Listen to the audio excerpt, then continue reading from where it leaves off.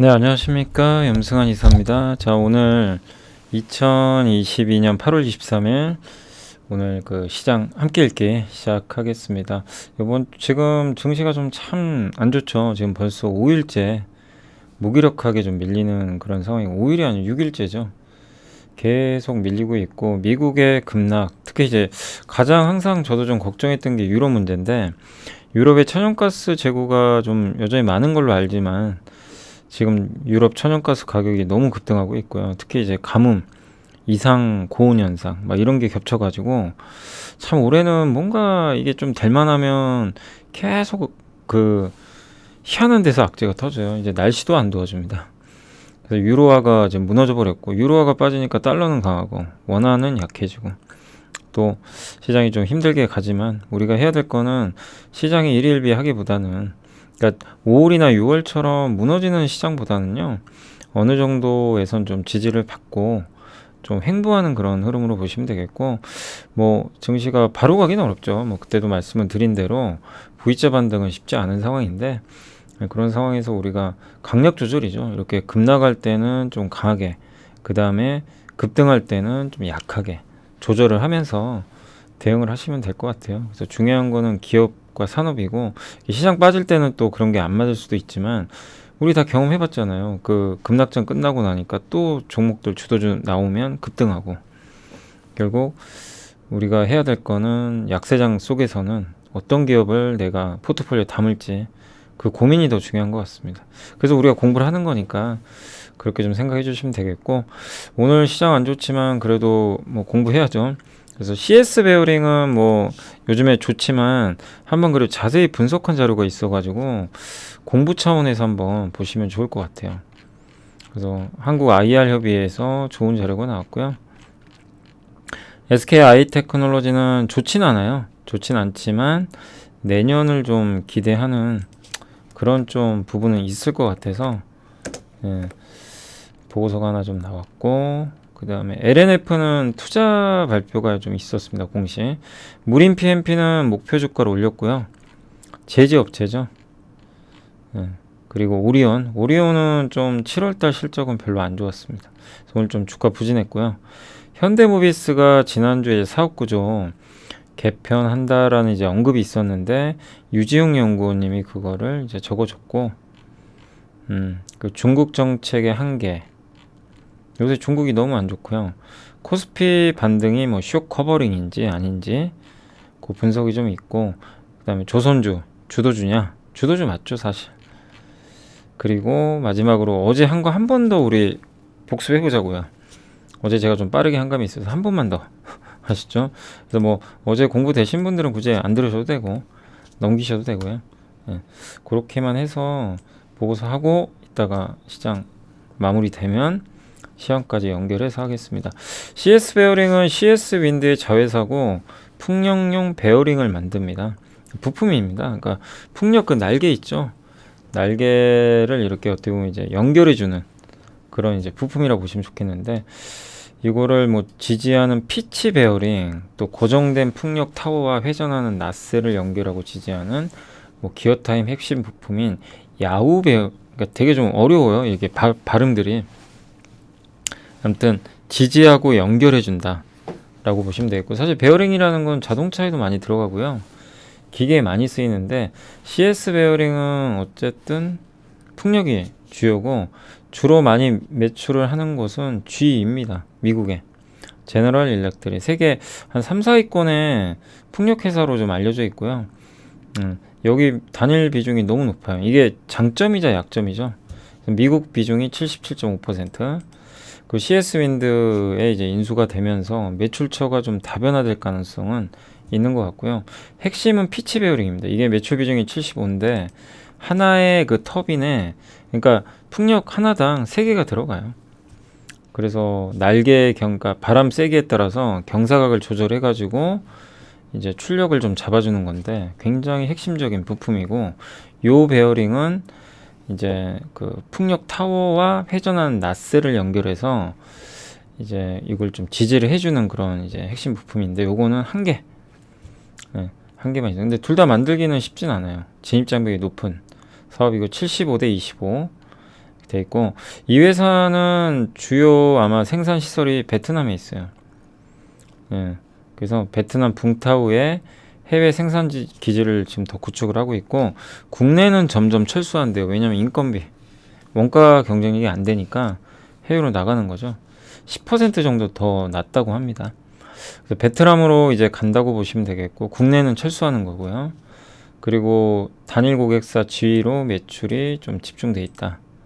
아까 말씀드린 대로 돼 있고, CS 윈드가 이제 매출처가 되게 많아요. 베스타스, 골드윈, 지멘스, GE가 세계의 메이저 풍력 회사들인데, 여기에 그 CS 윈드 여기 윈드타워라고 이렇게 지지돼 있죠. 풍력 보면 이렇게 엄청 이렇게 높게 딱 세워져 있죠. 그리고 이렇게 블레이드 돌아가죠, 날개. 이 지지돼 있죠, 이렇게 타워. 예, 이렇게 세워놓는 요거를 만드는 세계 1등 업체입니다. 근데 요즘에 이제 초대형 해상용 베어링 수요가 많이 늘어나다 보니까 이제 육상보다 해상 쪽이 더 커지고 있어요. 근데 해상이 더 비싸대요.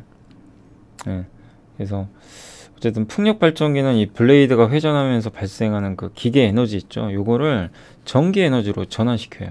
그때 나오는 이제 전기를 이제 신재생 에너지로 확보하는 거죠. 그래서 타워, 윈드 타워 지지해주는, 그리고 바람 에너지를, 이 바람을 받아다가 운동 에너지로 바꿔주는 블레이드, 날개. 근데 이 블레이드가 전달한 에너지를 전기로 바꿔야죠. 그런 발전기. 그래서 타워, 블레이드, 발전기. 우리가 풍력도 한번 공부해보는 거죠. 이렇게 좀 분류가 돼 있다. 뭐 그림을 그냥 제가 못 그리지만 그려보면, 그러니까 이렇게 풍력이 이렇게 세워져 있잖아요. 여기 이제 지지대가 있고 이렇게 굵게 기둥이 있어요. 이게 윈드타워예요. 그리고 이렇게 뭐 예를 들면 여기에 날개가 있겠죠. 이렇게 이런 식으로, 그죠? 우리 뭐 선풍기처럼, 그죠? 이런 날개들 있잖아요. 요게 이제 블레이드예요. 블레이드. 요 안에 발전기가 있는 거죠. 그래서 그걸 여기 돌아가면서 기계 에너지를 형성을 하고 저걸 전기로 바꿔주는 거죠. 바람이 불면서. 이제 그렇게 보시면 되겠습니다. 그래서 요거는 이제 저런 부품들을 연결해 주는 게 바로 베어링이에요. 네, 근데 진입 장벽이 되게 높아요. 좀 아무나 만들 수 없고, 그 다음에 발전기 설계 수명은 20년으로 AS도 쉽지가 않아서 한 번 진입하기가 어렵지, 진입하면 이제 유지가 되는 거죠. 중국이 역시 제일 크고요. 육상이 여전히 더 큰 시장이지만 육상은 점점 감소하고요. 해상 풍력 시장이 훨씬 커지고 있고, 그리고 글로벌 전체 풍력에서 해상 풍력 비중은 아직 6.8%밖에 안 돼요. 그러니까 생각보다 되게 작죠. 저도 풍력 되게 큰 줄 알았는데 생각보다 해상 풍력이 아직은 작아요. 근데 이건 뭐죠? 해상 풍력 시장이 그만큼 더 커질 수 있는 룸이 있다는 얘기죠. 그러니까 저게 나쁜 게 아니죠. 해상 풍력은 또 단가도 비싸고, 그리고 경쟁 업체들은 주로 독일계가 좀 많은데, 그러니까 워낙 경쟁력이 뛰어나요, 독일은. 근데 독일은 비싸요. 그 중국도 요즘에 많이 하는데, 중국은 유럽이나 북미로 가기에는 품질이 떨어지고요. 특히 북미는 고일 관세 때문에 못 간다고 합니다. 그럼 결국에 한국 업체들의 수혜가 또 예상이 되는 거죠. 왜냐면 한국은 어쨌든 가격도 좀 저렴하지만 품질도 좋고, 이런 부분이 있고요. 국내 베어링 시장에서는 신라정밀이 경쟁사인데 비상장이죠. 근데 여기는 자동차 비중이 더 높대요.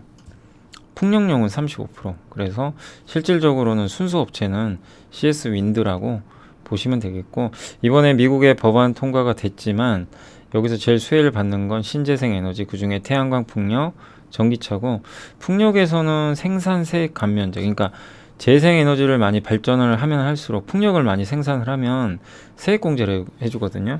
이거를 연장을 해줬어요. 그래서 투자 금액의 30%까지 세액 공제 들어가고, 그렇게 되면은 CS 윈드가 최대 수혜입니다. CS 윈드는 미국의 법인이 있어요. 그래서 미국 기업도 하나, 세계 1위 풍력 터빈 업체 베스타스로부터 이제 미국 법인을 지분을 100% 가져가 버렸거든요. 그래서 최대 수혜죠. 주고, 여기에 또 이제 자회사가 CS 베어링이니까 같이 수혜를 받겠죠. 또 GE가 미국 기업이니까 CS 베어링은 이런 면에서 정책 수혜를 받을 수 있고, 그리고 초대형 해상 터빈, 요게 아마 내년부터 납품할 것 같아요. 이게 중요하죠. 근데 이건 확인을 해야 돼요. 계속 해상 터빈 쪽에 납품이 본격적으로 이루어지면 단가가 7배까지 올라간다고 합니다. 육상은 경쟁이 치열하대요. 근데 해상은 상대적으로 경쟁이 덜 치열하고 세계 내외 업체만이 지금 경쟁력을 갖고 있다. 풍력 발전기는 20년 수명인데 이게 또 노후 풍력 발전기가 좀 있나 봐요. 그럼 교체 수요 있겠죠. 그걸 리파워링 시장이라고 한대요. 오늘 공부해 보니까 좀 새로운 용어들 많죠. 그래서 이게 마치 그 폐배터리 시장처럼 리파워링 시장도 또 있나 봐요. 이게 점점 커지겠죠. 여기도. 그래서 요거를 이 방식이 요 뭐죠? 피치 베어링. 예. CS 베어링이 주로 생산하는 저거를 교체한답니다. 그럼 저게 노후화된 그 풍력 발전기를 교체하는 수요가 많아지면 당연히 좋을 수밖에 없는 거죠. 예. 그렇지만 실적은 좀 안 좋고요. 리스크 요인은 아직까지는 3분기까지는 적자래요. 왜냐면 국내에서 공장을 철수시키면 그 비용이 들어갑니다. 그래서 어쩔 수 없고, 그러나 4분기부터는 흑자 될 것 같다. 이렇게 생각해 주시고, 그러니까 시간 문제고요. 다만 주가가 싸진 않아요. PBR 3.1배 정도 되니까, PBR 4개년 평균이 2.9니까 조금 비싸졌다. 예, 이렇게 보시면 되겠고, 그 다음에 유상증자를 좀 해서 물량이 좀 나올 수 있어요. 유무상 증자 때문에 주식수가요 958만 주에서 2,700만 주로 늘어났습니다. 이게 뭐 어쨌든 거래대금 늘어나는 건 좋지만 약간 주가 부담은 될 수 있다는 거. 그러니까 뭐 우리가 이걸 공부하면서 느낀 거는 시장 커지고 좋아요. 되게 좋은데 급할 건 없겠구나. 예. 여러 가지 또 유상자 좀 물량 부담도 있는데다가 아직은 실적이 좀 그 적자고, 또 해상풍력 쪽은 내년에 한번 우리가 검증은 해봐야죠. 그러나 분명 경쟁력은 있어요. 그리고 피치 베어링 이렇게 동그랗게 생긴 겁니다. 예. 여기 베어링이고 베트남이 핵심이에요. 근데 베트남 매출 비중이 이제 78%까지 늘어납니다. 원가가 절감되겠고, CS 윈드의 해외 공장은 미국이 좀 많고요. 베트남 이쪽에 많이 포진이 돼 있고, 이게 CS 윈드의 매출 추이입니다. 이게 CS 윈드가 매출 잘 된다는 건 CS 베어링한테도 좋은 거고, 이게 풍력 발전기 여기 날개 있죠. 피치 베어링이래요. 이게 이게 로터 이렇게 되어 있는 거죠.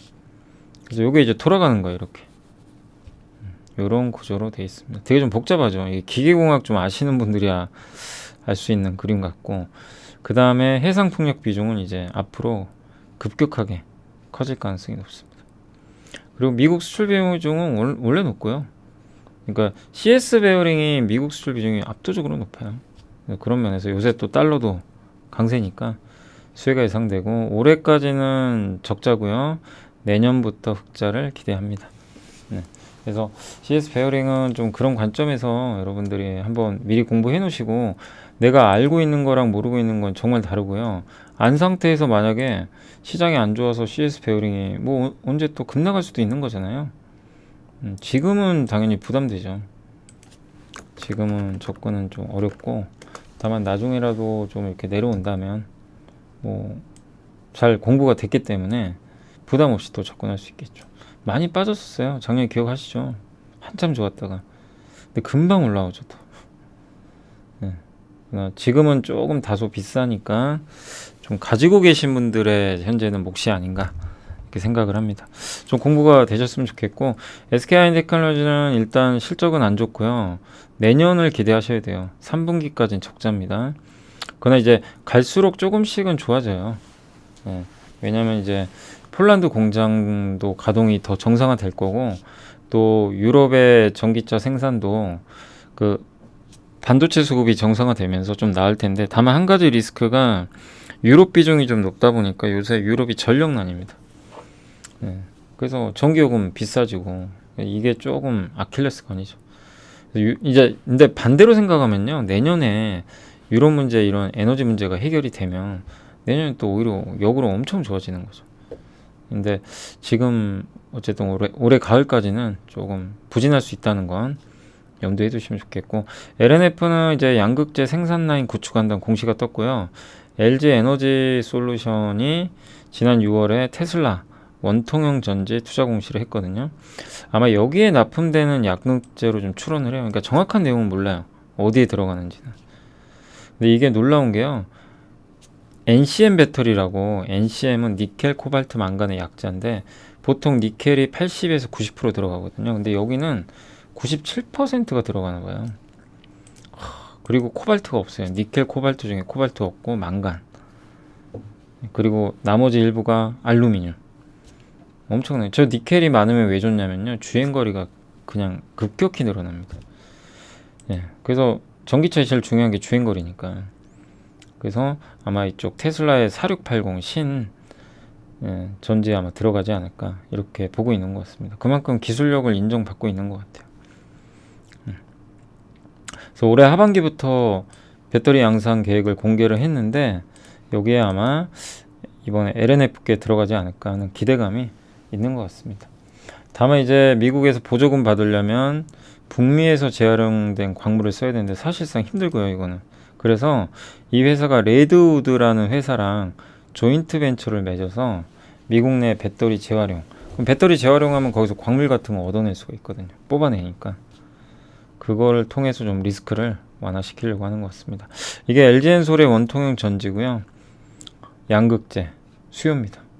뭐 그냥 끝없이 늘어납니다. 이렇게 성장을 하니.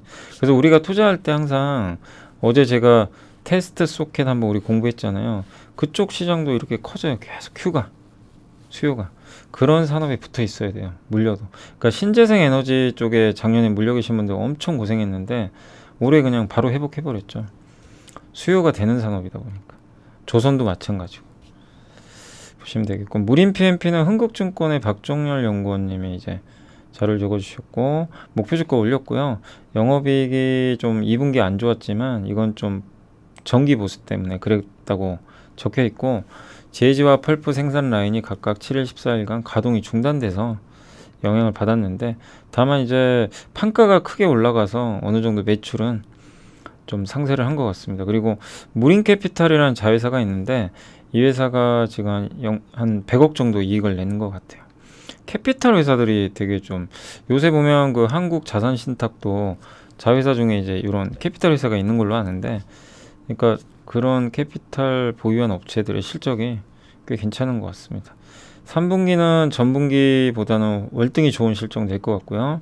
그리고 지난해 3분기는 펄프 가격이 전분기보다 떨어지면서 실적이 안 좋았는데 올해는 펄프 가격이 급등했어요. 펄프 가격이 올라가면은 무림한테 왜 좋냐면은 그 가격을 전가시켜 버려요. 그 실적이 좋아집니다, 실제. 그래서 국제 펄프 가격이 지금 굉장히 큰 폭으로 1분기에 783달러인데 지금 1020달러까지 급등을 했습니다. 다만 내년에는 좀 펄프 가격은 올해보단 떨어진다. 요거는 좀 염두를 해두시고요. 예. 다만 이제 수요보다는 공급이 워낙 부족해서 그런 것 같고 주요 공급성인 핀란드 UPM하고요. 이런 데가 파업을 하나 봐요. 그리고 가동이 좀 안 되고 공급적인 이슈다. 이렇게 보시면 되겠습니다. 4분기는 실적이 더 좋을 것 같고요. 제품 가격 올라가고 물류 비용 완화되고 그래서 목표가를 올렸다. PER 7배, 내년 PER은 5.2배. 그리고 무림 PMP의 매출액 및 영업이익률 추이입니다. 예, 이렇게 지금 계속 꾸준히 확실히 예전보다는 이게 업그레이드 됐죠. 사이즈가 커졌어요. 그리고 칩과 스프레드, 그러니까 한마디로 맨 위에 있는 게 요게 그 판가예요. 판가, 판매 가격. 요게 판매 가격이고 요게 원가입니다. 그만큼 이제 마진이 이만큼 벌어지는 거죠. 그래서 이게 마진이거든요. 이게 마진. 이렇게 막대기가. 그러니까 이 막대기가 이렇게 줄었다가 올라간 거죠. 그런 그림으로 보시면 되겠고 PBR로도 뭐 거의 여기 보시면 거의 바닥권에 있어요. 그러니까 주가는 부담은 없다. 다만 이제 한 가지 리스크는 내년에 올해보단 좀 꺾일 수 있다는 건 염두에 두시되 다만 지금은 주가 워낙 저평가돼 있고 또 실적도 하반기 좋아지니까 괜찮은 흐름은 이어지지 않을까 예상은 하고 있습니다. 오리온은 신한금융에서 나온 자료인데요.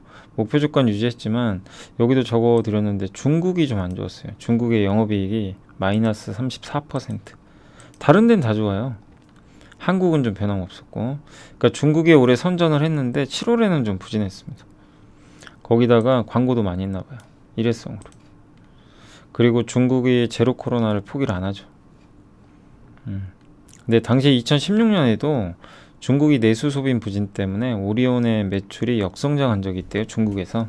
근데 그때랑은 다른 게, 그때는 명절 과재고 소비 부진, 뭐 유통업체 구조조정 이런 것들인데, 현재는 단기적 요인이죠. 그런 부진보다도 제로 코로나 정책이죠. 그래서 상반기에 부진했던 소비 경기는 하반기엔 개선될 것 같고, 근데 개선되는 거 맞나요? 요새 중국이 너무 안 좋아가지고요. 아무튼 개선이 되길 좀 기대하고 있고, 중국의 내수 소비가 부진이 장기화되면 오리온한테도 좋을 게 없거든요. 근데 어쨌든 지금 주가는 PER 13배로 저평가돼 있고, 전쟁이 났던 환경에서도 돈을 잘 벌었고, 러시아에서도 잘 나갔고, 중국도 선전을 했어요. 다만 이제 7월 되면서 약간 중국이 꺾이기 시작했습니다. 그래서 이 중국 쪽에서 언제쯤 또 좋아지는 모습이 나올지, 그게 좀 관건이고요. 그래서 당분간은 제가 봐도 좀 쉬어가지 않을까 이렇게 생각을 합니다. 왜냐하면 지금 당장 주가 올라갈 만한 좀 모멘텀들이 크게 지금 나온 건 없거든요. 그래서 그걸 좀 염두에 두시면 되겠습니다. 네, 그래서 오리온도 좀 실적은 이번 7월은 좀 아쉬웠고, 근데 오리온도 주주분들이 되게 많으신 걸로 아는데 어려워요. 되게 이게 투자하기가. 보세요. 다 죽을 것 같이 해놓고 또 이렇게 지표 좋아서 올라가고, 또 지표 안 좋으니까 빼버리고. 근데 한두 달 정도의 지표 안 좋은 거 가지고 너무 왔다 갔다 하실 필요는 없고, 그거 어떻게 맞추겠어요. 한 달은 좋고 한 달은 나쁘고. 다만 방향성 면에서 오리온의 브랜드 가치는 여전히 좀 좋지 않나 라고 생각합니다. 그래서 이런 기업들은 오를 때만 조금 조심하시면 돼요. 너무 막 쫓아갈 필요는 없는 거죠. 그리고 이제 다올투자증권의 유지영 연구원님이 현대모비스 사업구조 개편 시사점을 이제 적어줬고요.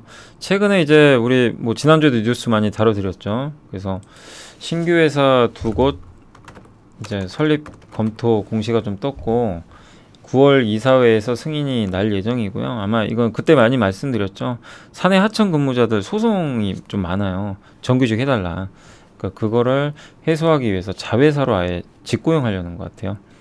그래서 비용 부담을 조금 줄이려고 하는 것 같고, 그리고 이번에 이런 사업부 분사가 이게 악재가 아닌 게, 자율주행하고 이런 AS가 핵심인데 이거는 그대로 지금 여기다 놨어요. 이게 빠져나갔으면 주가 난리가 났겠죠. 예, 이거 그대로 좀 놨습니다. 그래서 핵심은 자율주행하고 전동화입니다. 근데 이게 연구개발비가 너무 많아요. 근데 이 비중이 줄어들고 있고, 그리고 2011년도에도 2018년도죠 이때요. 이게 좋기다 말았네요. 2018년도에 그룹사 지배구조 개편에 그 개편이 무산됐어요. 그때 현대모비스를 물적 분할은 아니고요, 인적 분할을 한 다음에 둘로 쪼개요. 그냥 인적 분할로. 그 다음에 핵심인 AS 사업부랑 글로비스를 합병하는 거죠. 근데 그게 현대모비스 주주한테 되게 좀 불리하다라는 이제 얘기가 많이 나오면서 무산됐어요. 근데 지금도 그렇게 할 가능성, 그때 안 했기 때문에 할 가능성은 높지 않고요. 그리고 그 글로비스 지분도 축소돼서 활용 가치도 높지 않다고 합니다. 그래서 결국 주가는 이제 이런 이슈보다는 하반기 이익 높이에 달려 있다, 이렇게 보시면 되겠습니다. 그러니까 얼마나 이익을 잘 내주느냐, 이렇게 보시면 되겠고, 이게 현대모비스고요. 이게 5개 자회사, 원래 여기 3개죠. 근데 모듈하고 핵심 부품 이 2개가 새로 이제 생산만 하는 거예요. 연구 개발은 여기서 하고. 그러니까 머리는 여기 있고 이제 몸통은 이쪽으로 가는 거죠. 그래서 요거를 다 100% 자회사기 때문에 지배를 합니다. 그래서 기업 가치에는 큰 변화는 없어요. 물적 분할도 아니고. 그리고 물적 분할을 한다고 해도요, 이 사업부는 핵심이 아니에요. 생산만 하기 때문에 상장할 이유도 별로 없습니다. 그래서 좀, 그러니까 가장 큰 악재는 핵심 사업부를 떼낸 다음에 그걸 상장시켜 버리는 거예요. LG 엔솔처럼. 그런 건 악재인데 이거는 뭐 전혀 관계가 없습니다. 그리고 요게 연구개발 비중이 이렇게 줄기 시작했어요. 매출액에서. 이건 좋은 거죠. 그만큼 엄청 돈을 많이 쓴 거예요. 그럼 수익성 개선될 거고, 이게 현대모비스의 이제 이게 현대차 그룹의 지배구조 복잡하죠. 순환출처. 모비스가 현대차 갖고 있고요. 이게 되게 좀 복잡해요. 모비스가 현대차 20.7%, 현대차가 기아차 33.8%, 기아가 모비스를 10년. 이게 서로 꼬리를 물고 물죠. 근데 이거를 원래 순환출자를 하면 안 되거든요. 끊긴 끊어야죠. 그래서 나중에 모비스가 아마 중심이 될 거예요. 정의선 회장이 지금 지분이 0.32%밖에 안 돼요. 근데 요 글로비스는 많이 갖고 있죠. 그래서 글로비스 지분을 매각을 하건 어떻게 해서 아마 이걸 이쪽으로 옮겨갈 거예요. 근데 그 방법은 여러 가지로 고민을 하겠죠. 그리고 이 정몽구 회장의 지분도 이렇게 모비스 지분도 아마 정의성 회장이 가져갈 가능성이 높고 여러 가지 수가 좀 복잡합니다. 근데 그때 옛날에 2018년도에 이런 그림이었어요. 옛날에 모비스를요. 보이시죠? 여기 모비스를 그 분할을 해요. 두 개로. 분할 모비스, 존속 모비스. 그래서 여기가 뭐냐면 지주사입니다. 이렇게 순환 출자고리 끊어버리는 거고 그 다음에 글로비스랑 이 두 개를 합병하는 거예요. 그래서 요 밑에 두는 거죠. 이제 그게 이제 하나의 계획이었는데 무산된 거죠. 주주들이 굉장히 반대를 많이 했습니다. 자, 중국 정책의 한계 찔끔 금리 인하라는 보고서고 하이투자증권의 박상현 연구원님이고요. 중국 인민은행이 사실상 정책 금리 1년 만기 대출 우대 금리를 낮췄어요. 5년 만기는 많이 낮췄습니다. 근데도 이거 가지고는 부족하다라고 보고 계신 것 같아요. 그러니까 좀 이거 가지고는 안 된다. 중국 경기 회복시키려면 아직은 부족하다. 경기 부양 측면에서 큰 효과 없다. 근데 이렇게 소극적으로 금리 인하하는 이유는 전 제가 봤을 때는 그게 소극적으로 보이진 않거든요. 왜냐하면 15bp면 꽤 크게 인하한 거예요. 중국 입장에서. 근데 일단 여기 박상현 애널리스트는 조금 그렇게 이 부분을 높게 보는 것 같지는 않습니다. 아무튼 제로 코로나 하고 있고 미국과 중국 금리차 벌어지고 이러다 보니까 적극적 금리 인하는 좀 어려운 거 아니냐 이렇게 보고 있고 아무튼 지금 중국도 불확실성이 큽니다. 큰 상황이고 또 8월 1일부터 20일까지 수출 증가율이 우리나라 전년 동기 대비 3.9%밖에 안 되고요. 그러니까 이제 수출이 꺾이는 게 진짜 현실화되고 있고요. 그 이유는 대중국 때문입니다. 중국 수출이 11%나 감소했고요. 적자예요. 지금 4개월째. 이게 심각하죠. 그러니까 한마디로 중국의 수출은 줄고 수입은 또 많이 합니다. 중국의 다양한 부품들을 홍콩은 더 심각합니다. 홍콩은요. 대홍콩 수출은 마이너스 45%입니다. 그냥 아예 처참한 수준이고 중국 이 홍콩 통해서 중국으로 반도체 이렇게 수출 들어가거든요. 근데 그게 너무나 지금 안 좋은 상황이에요. 그래서 이 부분이 조금 진정돼야 되는데 중국의 리스크가 한국한테도 그러니까 유럽 리스크도 있는데 부담이 됩니다. 이게 중국의 이제 대출 우대 금리고 계속 낮추곤 있어요. 효과가 별로 없는 거죠 아직까지는. 그리고 중국의 국가별 수출, 그러니까 우리나라의 수출 증가율인데 중국이 여기 마이너스, 그죠? 이 중국이 마이너스 11%. 그다음에 일본이 좀 마이너스 6%였고 홍콩이 처참합니다. 말레이시아가 되게 좋았네요. 싱가포르 이쪽, 유럽하고 이쪽은 좋았는데. 그래서 이쪽에 홍콩 쪽에 대한 수출 부진이 좀 한국한테는 상당한 부담이 되고 있습니다. 그리고 코스피가 반등이 좀 약화되면서 오늘도 빠졌고 좀 좋지 않았고요. 이게 단기 일요일 이익 실현성인지 베어마켓 랠리가 이제 끝난 건지. 근데 이분은 단기 이익 실현이다. 왜냐하면 낙폭과 대주가 올랐다가 빠지는 거고 일단은 그래서 반등세가 약화되는 정도지 다시 폭락장이 시작된 것 같지는 않다 이렇게 보고 있고요. 외국인 순매수가 또 계속 이어져요 최근에. 그래서 오늘은 좀 파는 거 모습이 나왔지만 한 달 반 동안 4.9조를 샀습니다. 그래서 이거는 전형적인 또 쇼커버링 공매도 쳤던 외국인이 사는 거 아닐까 이렇게 보는 시각도 있지만 그렇게 보기는 어려운 게요. LG엔솔은 굉장히 그 공매도 환매가 많았는데 다른 기업들은 그렇게 많지는 않고요. 7월 이후로 네이버 카카오를 제외하면 8개 기업을 외국인들이 샀어요. 그동안 팔기만 하다가. 그래서 쇼 커버링이 발생한 건 사실이지만 전체적으로 모든 기업이 다 공매도 환매가 들어간 건 아니다. 이렇게 보고 있고요. 그래서 지금은 공매도 잔고 감소도 완만하고 연중 발생한 대차 거래를 연말까지 축소. 그러니까 보통 대차 거래를요 연말 그러니까 원래 하반기로 갈수록요 공매도가 줄긴 줄어요. 또 갚기도 합니다. 배당 때문에. 상반기가 좀 극심하고. 그래서 지금보다는 외국인들의 공매도 흐름은 그렇게 더 나쁘진 않을 걸로 보고 있습니다. 공매도 안 하는 게 좋지만 아무튼 상반기에 너무 공격적으로 했던 외국인들이 좀 속도 조절할 수도 있다. 삼성전자는 공매도 잔고 비율이 변화가 없어요. 하이닉스는 오히려 늘어났어요. 이게 배고란 얘기는요, 공매도를 더 많이 쳤다는 얘기예요. 네. 그거고, LG엔솔이 많이 줄었죠. 62%, 삼바가 26% 줄었고, 현대차도 32%. LG화학은 오히려 늘었고요. 카카오도 늘었고, 기아는 변동 없었고. 그러니까 모든 기업들이 다 공매도 잔고가 감소했다. 그러니까 쇼커버링이다. 이렇게 볼 수 있는 근거는 없는 것 같습니다. 네, 그리고 이제 조선주, 뭐 신영증권의 유명하시죠? 요즘에 아주 엄경한 의원님.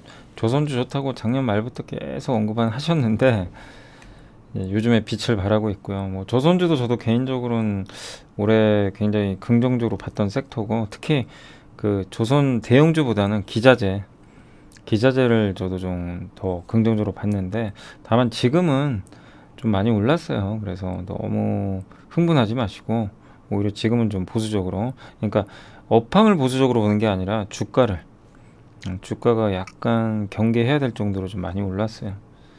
아무튼 조선주가 좋아질 수밖에 없는 건, 주도주가 좀 최근에 되고 있는 게 여러 가지 이유들은 있죠. 가장 큰 거는 조선산업이 지금 경쟁자들이 없어요.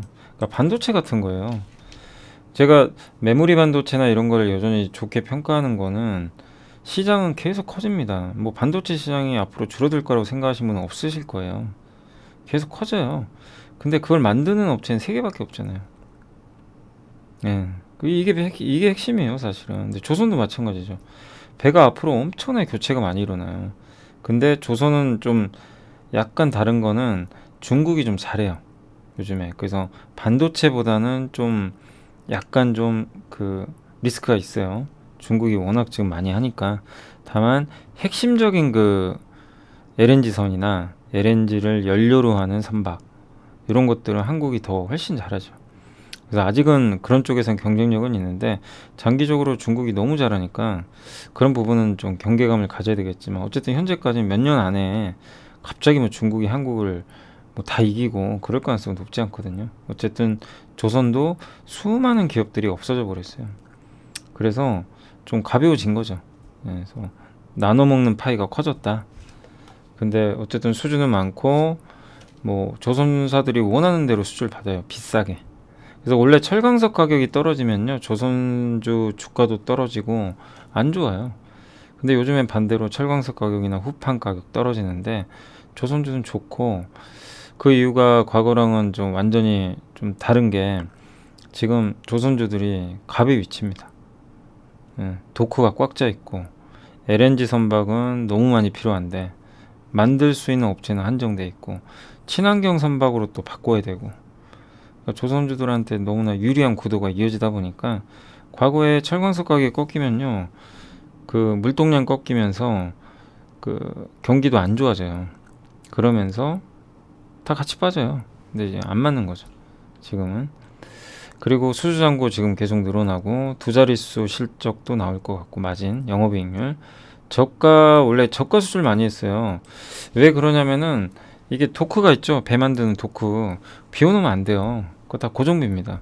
그러니까 싸게라도 수주해가지고 채워놔야 돼요, 옛날에는. 돈 안 되더라도. 지금은 그럴 이유가 없어요. 네. 그래서 친환경 또 지금 타고 새 역사 쓸 것 같다, 그런 내용이니까 참고하시고. 다만 작년하고 올해 수주가 너무 많아서 수주 피크아웃 치는 거 아니냐, 이 우려는 있죠. 그렇지만 내년부터는 또 실적이라는 사이클이 있으니까 길게 갈 것 같아요, 조선주도 사이클은. 다만 그 중간중간 급등락 심합니다. 이 수주 산업이니까 어느 시점에서는요, 수주 공백기도 올 거고, 갑자기 악재들이 또 나올 때가 있어요.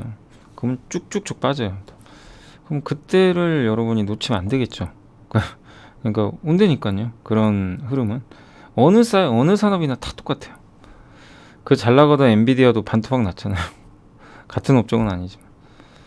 예, 기다리면 됩니다. 근데 그러니까 주식 투자는 제가 생각하기에는 한 70%는요 기다림이에요.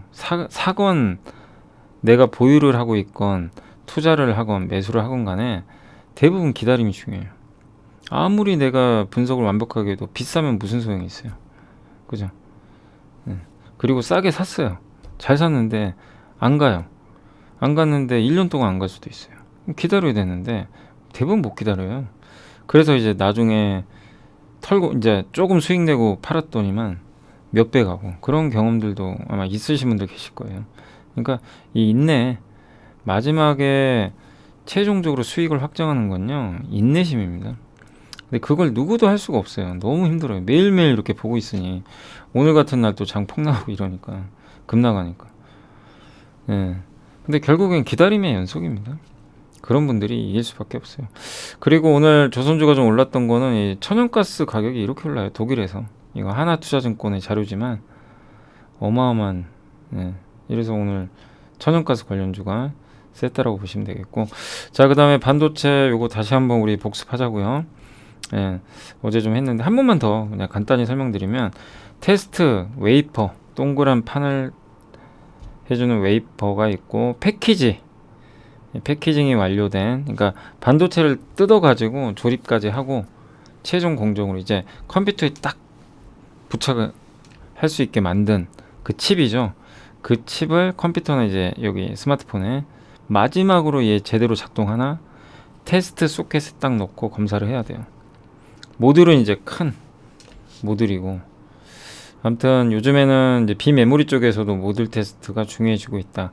테스트가 정말 중요해지는 게 점점 이 회로 선폭도 미세화되고 공정들이 복잡해지고요. 기기는 다양해지고 거기에 맞는 검사 장비라든가 검사가 다 필요해요. 각각 다 다르기 때문에 난이도도 다 달라요. 그래서 근데 검사를 안 할 수는 없어요. 불량품이 나오니까. 예. 그래서 이런 부분들은 굉장히 검사 회사들한테 우호적이고, 그 중에서는 테스트 소켓 업체가 제일 좋다. 왜냐면 고객사가 되게 다변화되어 있고 메모리 여팡이 안 좋아도요, 실적 변동성이 별로 없어요. 그리고 숄더볼 아시죠? 이렇게 이 동그란 네모나게 생긴 반도체 여기다 볼 같은 걸 똑똑똑똑똑똑 붙인 건데, 이따 사진 보여드리겠지만 그거랑 테스트 소켓에 이걸 딱 끼워가지고 접촉을 해요. 그래서 테스트를 합니다. 근데 이 볼 수가 점점 늘어나면 거기 들어가는 피치라 그래요. 피치. 예, 요 핀 개수가 점점 늘어나요. 핀 개수가 하나라도 더 늘어나면 테스트 소켓 업체 입장에선 단가가 올라갑니다. 100개 들어가는데 200개 들어가요. 그럼 더 비싸게 해야죠. 그리고 기기가 늘어나요. 그러니까 적용처, 수량도 늘어납니다. 그래서 가장 경박 단수화된 글로벌 1위 기업은 민호공업. 정밀함의 강자고, 여기는 대면적 실리콘 러버, ISC는 이쪽의 강자고, AP 스마트폰에 들어가는 이제 모바일, 요거는 TSE. 요렇게 좀 각각 구분하시면 되겠고, 장비 쪽은 좀 시간은 걸린다고 합니다. 비메모리 쪽. 그리고 가장 현재까지는 제일 큰 시장은 AP용 스마트폰 요 시장이고, 5G 폰이 이쪽 들어가는 게 단가가 30에서 40%나 비싸요. 예. 그리고 포고 소켓이라고 이렇게 핀처럼 생긴 거 있죠. 어제 사진 보여드렸지만 그게 사용되던 서버, 원래 서버는 그게 사용됐는데 요즘에는 러버로 바뀌었어요. 실리콘 러버. ISC가 하는 거죠. 그래서 가파른 매출과 이익 증가 기대되고, 그래서 핀은 아까 설명드린 거죠. 소켓 핀 개수와 가공 난이도 때문에 단가 올라가고, Q는 반도체 집출하량, 샘플칩, 여러 가지 이제 어플리케이션이 많이 들어가기 때문에, 그러니까 사용처가 너무 많아지는 거죠. 그리고 솔더볼 개수가 증가하고, 차량용, 뭐 인공지능, 사물 인터넷, 웨어러블 이런 걸로 확장되고, VR 기기, AR 기기, 예, 이렇게 보시면 되겠습니다. 그래서 테스트 소켓은 칩의 숄더볼과 접촉해주는 테스트 소모품이다. 이렇게 보시면 되겠고요. 그 다음에 칩 성능이 계속 높아지고 있고, 그러다 보니까 숄더볼 수는 더 많이 늘어나고 현재 10,000개까지 늘어났다고 합니다. 그리고 사이즈가 점점 커져요. 이 칩 크기가. 그럼 당연히 소켓 크기도 커지겠죠. 이렇게 보시면 되겠고, 그리고 스마트폰에 보면 이제 5G가 더 선폭이 미세하다고 합니다. 그러면 숄더볼이 더 늘어나는 거예요. 그래서 옛날에 일반 4G는 800개인데 1200개 정도 되는 거고요. 예, 그 종류도 다양화되고 있고, 어제 말씀드렸죠. 그래서 차량용 반도체가 특히 앞으로 중요합니다. 차세대 성장 동력이에요. 그러니까 모든 게 다 자동차랑 연결돼 있지 않나요? 우리 예전에 공부했던 전기차 부품, 배터리 말고 전기차에 들어가는 카메라, FPCB 이런 것들. 그게 다 모빌리티죠. 차량용. 근데 여기도 차량용 반도체 연결이 돼 있어요. 다. 그래서 엄청 커집니다. 그러니까 다 우리가 이제 앞으로 주목을 해야 될 거는 자동차 쪽이에요. 앞으로는 진짜 자동차에서 전장 부품 있죠. 옛날 그런 부품 말고 전장 부품 회사, 그러니까 IT 기기 회사들인데 자동차 쪽 비중이 늘리고 경쟁력 있는 기업을 계속 찾아내야 됩니다. 발굴해야 돼요. 보고서를 보건 어쩌든 해서 그쪽 시장이 엄청 커져요. 예. 이거는 앞으로 5년, 10년 사이클이죠. 예. 여러분이 한번 상상해 보세요. 앞으로 자동차가 어떻게 바뀔지. 인공지능 자동차가 생기는 거잖아요. 그럼 거기에 반도체도 엄청 들어가니까 차량용 반도체 필요한 또 테스트 소켓도 많이 들어가겠죠. 그렇게 보시면 되겠고, 그 다음에 ADAS 이제 첨단 운전자 보조 시스템. 여기에는 카메라와 레이더가 들어가는데 카메라에는 플립칩 BJ가 들어가고요. 레이더에는 FOWF. 이게 패키징 방식이에요. 예, 그렇게 보시면 되겠고, 테슬라의 자율주행 칩은 삼성전자가 파운드를 만들어줬고 2116개의 숄더볼이 있는 플립칩 BJ로 패키징을 한 칩입니다. 어제 사진 보셨죠? 그걸 또 테스트 소켓을 ISC 걸 써요. 그렇게 돼 있죠. 그래서 이 실리콘 러버는 메모리용으로는 ISC가 처음 상용을 했는데 요즘에는 비메모리로도, 그러니까 메모리에는 한정돼 있어요. 시장도 좀 확장성이 좀 떨어질 수 있는데 비메모리 쪽으로 늘어나니까 회사가 엄청 커지는 거죠. 인텔의 그 고사양 컴퓨터에는 5903개의 숄더볼이 있다고 합니다. 5G 스마트폰에 들어가는 AP가 1200개니까 인텔이 만드는 그 CPU 있죠. 컴퓨터에 들어가는 요게 5900개예요. 엄청 많죠. 한 5개 돼요. 예, 근데 인텔이 지금 자꾸만 이런 CPU 출시가 늦어지니까 좀 답답하긴 한데 점점 나오겠죠. 예, 이 부분은 우리가 주목을 해봐야 될 것 같고, 패키징은 2D, 2.5D, 3D로 일단 구분이 돼 있고요. 요즘에 많이 하는 거는 2.5D 이런 방식으로 한다고 합니다. 그래서 인터포저라는 거를 이렇게 밑에 깔고 이거를 이제 부품들을 위에 올리는 것 같더라고요. 단가가 좀 비싸다고 합니다.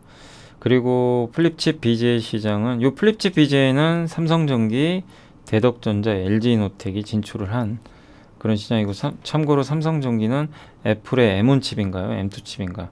요거로 수주를 받은 걸로 알고 있습니다.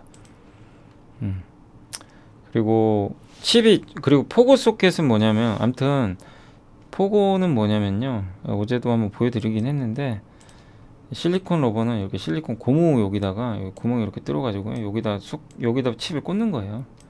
대량으로. 그래서 금형에다가 저걸 틀을 만들어서 대량으로 만들고 속도도 되게 빨라요. 근데 이제 포고는 이렇게 핀처럼 생겼어요. 이렇게 만들기 진짜 어려워요. 그래서 수동으로 만들잖아요, 리노공업이. 그래서 엄청나게, 그러니까 우리 한국 사람들이 잘할 수밖에 없어요. 손재주가 있기 때문에. 네. 근데 저 포고 소켓은 정말 필요한 것이 저것도 되게 많아요. 엄청나게 수많은 샘플 칩들이 있거든요. 그걸 저런 걸로 다 테스트를 해줍니다. 특히 작은 칩 있죠. 그래서 그런 걸 많이 하고 있고, 그리고 VR 기기의 오큘러스 테스트 퀘스트 2, 요거는 뭐냐면 이제 VR 기기, 페이스북에서 만든 거죠. 예. 거기에도 수많은 칩들이 좀 들어가게 되고, 예. 그리고 여기에 또 애플도 이런 기기를 만드는데 거기에 M1 칩이 탑재된다고 합니다. 플립칩 BJ. 요걸로 패키징하면 또 ISC께 들어갈 수도 있는 거죠. 근데 애플 칩은 좀 크기는 절반 정도 작다고 하더라고요. 대신에 그 숄더볼이 많이 들어가서 단가가 비싸다고 합니다. 그리고 샘플용과 양산용이 있는데 샘플용이 더 비싸요. 어제 설명드렸죠. 그러니까 고객사가 의뢰를 해요. 이거 샘플 칩을 만든 다음에 이거 테스트 좀 해주세요. 그럼 소켓 제작회사 거기에 맞는 소켓을 만들어 줍니다. 근데 그거는 소수 제품으로 만들기 때문에 비싸요. 대량 생산 안 하기 때문에. 근데 그 중에서 이제 작동이 정상적으로 되는 거를 이제 대량으로 해주는 거죠, 나중에. 그래서 샘플용이 훨씬 비싸고, 그리고 DDR5 메모리의 큰 변화는 DDR 요까지 있습니다. 그러니까 여기서 저는 이 보고서를 보면서 느낀 게 ISC에 대해서 좀 굉장히 긍정적으로 보고 계신 것 같아요. 왜냐하면 비메모리도 들어가지만 메모리도 저 DDR5가 7년 만에 드디어 나와요. 최대 수혜 기업이죠. 네, 그래서 그런 부분들이 되게 좋은 것 같아요. 예, 아무튼 이거는 이제 내년부터 본격화 된다는 거 염두에 두시면 좋겠고, 소켓 업체는 여기 리노가 1등이고요. 리노가 뭐 10.7%로 1등입니다. ISC 4위, TSC가 3%로 10위 정도. 그래서 근데 이 중에서는 리노랑 ISC와 대만이 순수 업체예요. 소켓 쪽은 리노의 영업이익률은 무려 40%, 다른 업체들은 좀 섞여 있고, 이렇게 보시면 되겠습니다. ISC도 근데 영업이익률이 엄청납니다. 35%. 자, 반도체 테스트 보여드렸고, 어제 프로브 헤드 이걸로 웨이퍼 테스트하고 모듈 큰 덩어리. 요거 우리 PC 분해하면 저런 거 있죠. 여기다 반도체 꽂고 막 기판이죠. 그리고 반도체 수요는 늘고 복잡해지고 이러면은 소켓 수요가 늘어나요. 그리고 웨이퍼, 버닌, 패키지. 요거 패키지죠. 핵심은 여기 있는. 그리고 단가 오르고 수요 증가하고. 요게 소켓. 요 소켓에 여기 핀 있죠. 핀. 요게 이제 실리콘 러버에 들어가 있는 핀이 여기 촘촘하게 있는 거예요. 근데 숄더볼이 동그란 볼 있죠. 여기 있는. 요게 숄더볼입니다. 이게 점점 많아져요. 이 볼 개수가 크기도 작아지고. 여기 있는 볼들 요런 촘촘하게 바뀌어. 요거를 여기다 끼우는 거예요. 요 위에다가 어제 설명드린. 그러면 이게 이 숄더볼 수가 많아지면 이건 덕산 네오룩스한테도, 아니 덕산 하이메탈도 줬죠. 덕산 하이메탈이 저거 만들거든요. 숄더볼. 그 하이메탈이 저걸 만들어서 납품을 하면 저기다 촘촘히 박아요. 그런 다음에 소켓에 딱 끼우는 거죠. 근데 소켓의 개수는 점점 늘어나죠. 핀 개수가. 그럼 단가 올라가죠. 근데 이런 칩들이 앞으로 종류가 엄청 늘어나요. 그럼 Q도 늘어나고 물량. 그 얘기입니다. 리노공업, 테스트 소켓, 차량용 반도체, 테슬라 자율주행 칩, 요거 다 테스트 소켓으로 한 거죠. 그리고 포고는 이제 주로 비메모리 쪽 작은 거 다품종 소량 생산. 그래서 비메모리 워낙 샘플 테스트를 많이 하기 때문에 수요가 있고, 요거는 대면적 대용량. 근데 비메모리까지도 좀 하고 있습니다. 그리고 요거는 이제 2D 2.5D 패키징 방법이래요. 2D는 이렇게, 2.5D는 여기 그 인터포저라는 거를 하나 이렇게 딱 해가지고 칩을 위에다 딱 올린다고 하더라고요. 이건 칩과 칩이 분리되어 있죠. 이렇게. 근데 요거는 이거 인터포저도 없어요. 그냥 칩과 칩을 그냥 연결해 버렸어요. 위아래로 3D. 이게 가장 좋긴 할 텐데 아직은 좀 초기 단계입니다. 그 샘플 칩을 받아서 여러 개 테스트를 한 다음에 이 중에 성공한 게 A4다. 얘만 이제 양산 들어가요. 그래서 요것만 이제 양산 들어가서, 그러니까 샘플용 소켓 매출은 다 받아요. 단가도 비싸니까 요 정도 유지를 해요. 일정하게. 이 수요가 엄청나고요. 이 중에 요게 통과했다. 얘가 이렇게 매출이 폭발하는 거죠. 양산. 그리고 CPU, GPU 이런 소켓 시장 커지고요. 그리고 여기서는 이제 ISC도 제시를 했으니까 한번 참고하시면 좋을 것 같습니다. 자, 여기서 한번 복습 차원에서 제가 다시 한 번 더 하니까 어때요? 이제 완전히 정리되시죠? 그러니까 이거를 해서 실패할 수도 있어요. 제가 다시 한번 말씀드리고 싶은 거는, 제가 이제 다른 채널에서도 마감 시황도 하고, 저도 뭐 이렇게 괜찮게 봤던 거 중에 급 나간 것도 많고, 뭐 제가 어떻게 다 알겠습니까? 근데 저도 이제 보고서 보고 이렇게 캐치를 해내서 여러분들 전달해야 되지만, 제가 작년에 기억나는 것 중에 좀 잘 됐던 게 의료미용기. 아마 대신증권 보고서 기억하실지 모르겠어요. 5월달에 나왔던 거기에 제이시스 메디칼이나 뭐 루트론도 있었나, 아무튼 피부 미용 의료기기 그 보고서 보고 저는 너무 좋더라고요. 그래서 소개를 한번 해드렸고, 그리고 보험회사 기억나시죠? 대신증권의 박혜진 연구원님. 그것도 기억이 나고, 그죠? 그리고 또 뭐 있었더라? 물론 이제 메타버스도 보고서를 제가 보여드린 기억은 나요. 메타버스도 좋았죠. 좋았는데 결론은 안 좋았어요. 좋았다가, 그러니까 초기에는 괜찮았다고 엄청 올라갔죠. 근데 너무 오바하다 이제 망가져 버린 거죠. 그런 경우도 있고, 그 다음에 또 올해는 근데 이제 올해 기억나는 거는 그 6월 달에 5월인가요? 6월에 그 서병수 연구원님 미래에셋에 LNG 그죠? 우리 공부 한번 진하게 해봤고 그 다음에 최근에 그 CRO 지난주에 보여드렸던 CRO 기억나세요? 임상 대행 업체. 그러니까 집에서 임상할 수 있게 시험 모집해주고 그 IQ비안가요? 예. 그 보고서가 너무 인상적이었고 우리나라 기업은 아니지만 미국 회사죠. 그게 좀 있었고 그 다음에 그 메리츠의 양승수 연구원님 쓰신 PCB 전기차 부품에 주목해야 된다. 그죠? 그거 그 다음에 이제 요거예요. 한국투자증권에서 나온 요 소켓. 이거 많아요 아이디어들은. 근데 그 중에서 핵심 기업을 잘 추려서 분석을 잘해서 투자를 잘 하시면 좋은 결과 있지 않을까 이렇게 생각합니다. 근데 실패할 수도 있어요. 어떻게 그게 무조건 성공하겠습니까? 그죠? 근데 그럼에도 불구하고 그런 데서 아이디어를 얻어서 계속 공부해서 예, 우리가 그 경험 쌓고 그리고 실패해도 너무 두려워하지 마세요. 그 피터 케이님도 그 얘기를 많이 하셨어요. 두려워하지 말라고.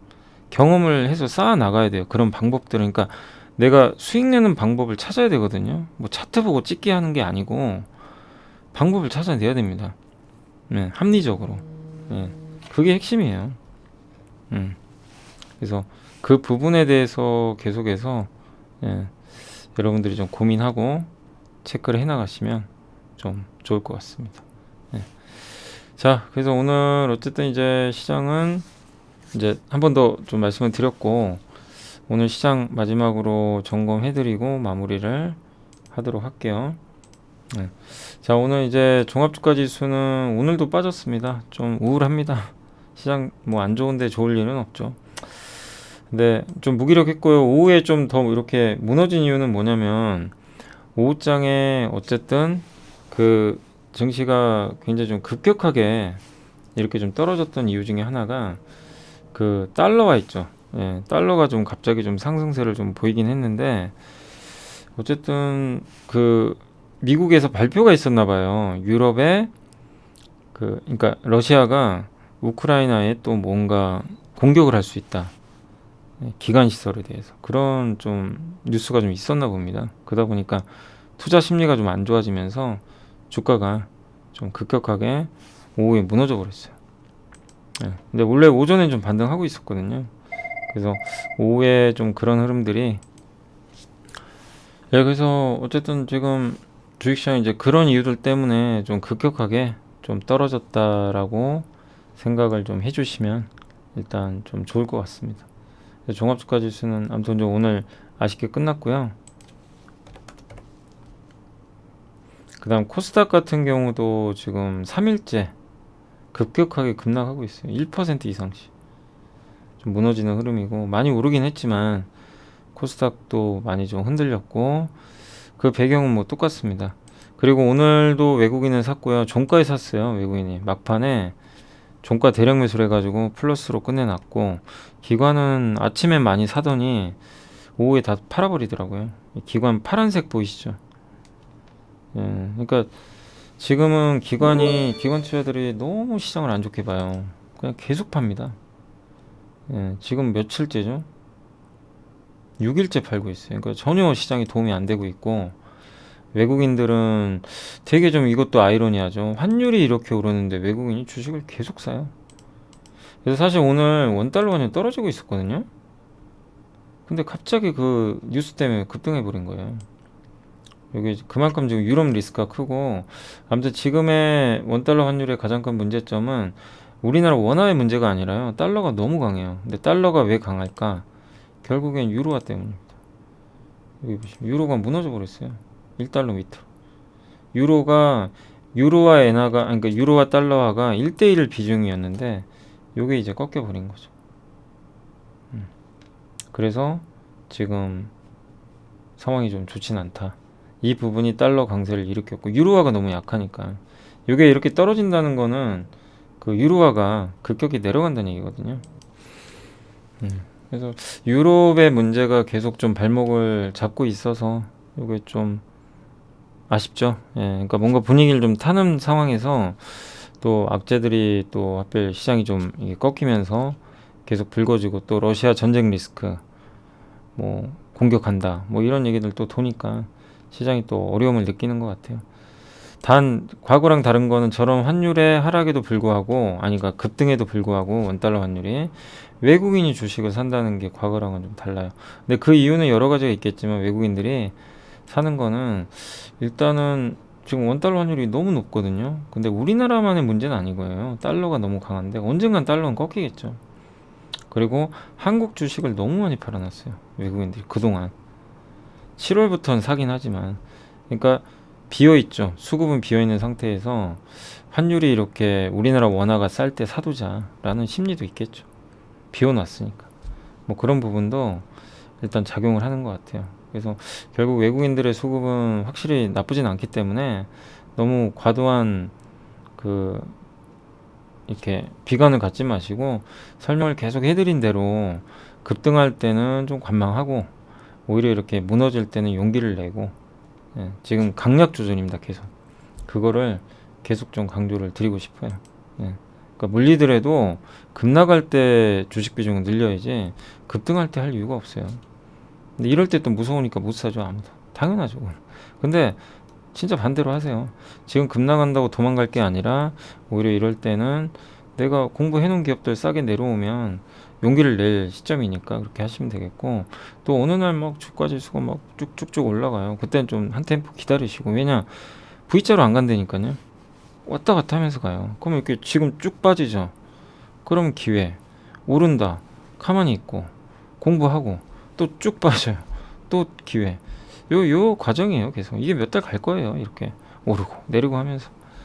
그래서 일방적인 하락장이 아니니까 여러분들이 고정 염두에 두시고 시장 대응하시면 되겠고, 오늘 섹터 쪽으로는 그 한마디로 조선주의 날이었고요. 기자재주들이 전 좀 이제는 좀 너무 오버한 것 같습니다. 지금은 저도 좋다고 얘기는 안 해요.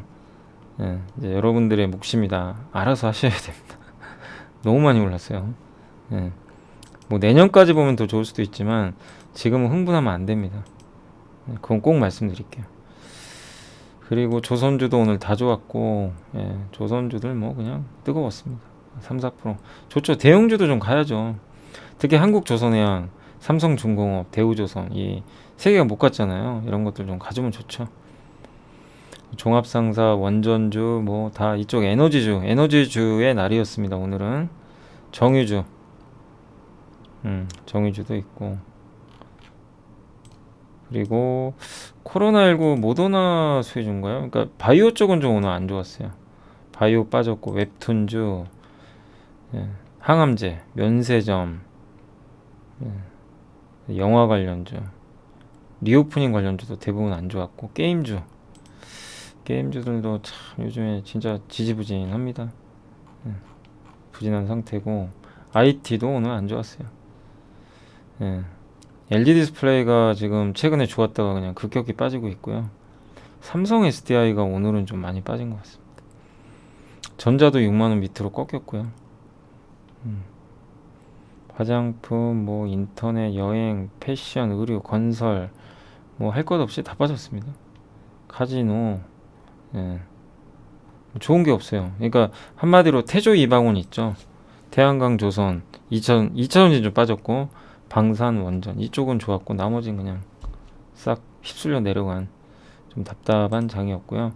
그 다음 오늘 수급 상황으로는 외국인들은 주식을 샀는데 오늘 많이 산 거는 조선주, 자동차 조선, 화학 이쪽을 좀 샀고, 전기전자는 좀 팔았다. 근데 많이 팔지는 않았어요. 확실히 보시고, 마지막으로 시총 상위 기업 중에서는 오늘 시총 상위 기업들이 거의 다 빠졌죠. 거의 뭐 하락이 그냥 압도적으로 많습니다. 네, 많긴 한데 오늘 좀 올라간 기업은 OCI가 폭등을 했고요. 한국가스공사, 현대중공업, 하나솔루션, CS윈드, LS, 그 다음에 DL 뭐 이런 기업들이 좀 상승했고, 근데 하락 종목이 뭐 너무 많죠. 가장 많이 빠진 게 하이브가 6% 폭락했고요. HLB그룹은 다음 달에 유럽 종양학회 발표가 있는 것 같더라고요. 근데 오늘은 좀 빠졌고 시젠이 급락했고 오리온도 아까 실적 BJF 리테일 또 스튜디오 드래곤 뭐 특별한 악재 나온 건 없어요. 근데 기관들이나 외국인이 좀 팔았겠죠. 그러면서 이쪽 섹터들 셀트리온 헬스케어 바이오가 되게 안 좋았네요. 오늘 원익 IPS 그다음에 LG 화학도 오늘 좀 많이 빠졌고요. SKC 금호석유 호텔신라 에코프로 뭐 SM 녹십자 뭐 NC소프트 솔루스 첨단 소재 DLNC도 오늘도 또 빠졌네요. 건설주도 그냥 너무 힘이 없고요. 대한항공 하이트진로 뭐 다 좀 힘없이 밀리는 좀 아쉬운 모습입니다. 근데 이 기업들이 뭐가 문제가 있다 이런 것보다도 수급에 취약해요. 그리고 아시겠지만 기관 투자들도 선택과 집중을 해요. 아닌 건 다 정리해버려요. 정리하고 어디로 가요? 되는 쪽으로. 그러니까 그 수급의 악화를 이겨내야 됩니다. 그래서 그게 또 그러니까 지금은 태조 이망원 관련된 기업들이 너무 세지만 바뀝니다. 그래서 여러분들이 너무 좋은 쪽 쫓아가지 마시고 흥분하지 마시고 냉정하게 시장 보셨으면 좋을 것 같습니다. 네. 자, 오늘도 고생하셨고요. 오늘은 뭐 갖고 계신 그러니까 그 태양광 조선 뭐 이런 배터리 아니 배터리는 좀 빠졌죠. 그 방산 원전 풍력 뭐 이런 거 갖고 계신 분들은 그나마 좀 기분 좋아하실 것 같고 그런 쪽에 없는 분들은 굉장히 소외받는 그런 건데 뭐 아시잖아요. 이쪽 섹터도 얼마나 안 좋았는지 한참 돌고 도니까 너무 스트레스 받지 마시고요. 잘 이겨내 주시면 감사하겠고 내일은 이제 제가 오전에 그 10시에 10시 10분에 라이브 있으니까 라이브 방송 시간 되시는 분들은 좀 들어오셔서 가볍게 소통하시면 좋겠고 일단 내일은 제가 이제 그 채팅 보면서 할 텐데 제가 좀 생각하는 거는 다음 주부터는 좀 여러분들한테 좀 미리 공지를 해가지고 댓글에 질문 올려주시면 제가 상담을 해드리는 그러니까 이게 실시간으로 하려니까 좀 힘들더라고요. 뭐 또 늦게 들어오신 분들은 올려도 지금 저는 잘 못 보는 상황이고 그래서 일단 댓글 올려주시면 그거 위주로 한번 또 상담을 할 예정이니까 한번 조금 바꿔보도록 하겠습니다. 아무튼 내일까지는 기존대로 좀 그렇게 진행을 하겠습니다. 자, 아무튼 오늘 고생하셨고 저는 내일 뵙겠습니다. 오늘 정말 힘든 장 너무 수고하셨습니다. 감사합니다.